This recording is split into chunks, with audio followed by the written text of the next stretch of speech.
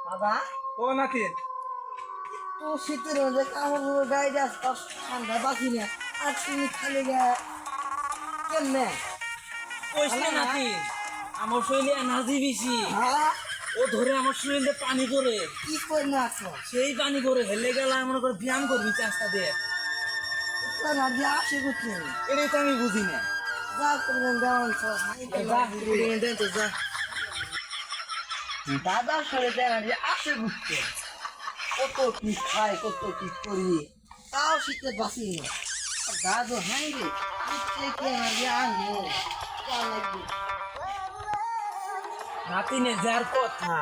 নাতিন আমাকে জিগাইলো দাদা তোমার খালি গতর শীত লাগে না আমি কইলাম নাতিন আমার শরীরে এনার্জি বেশি এটি নাতিনের তো আর কই নাই আমার শরীর যে ঠান্ডা শীতে আমি খুব কাঁপতেছি এটি তো আর নাতিন জানে না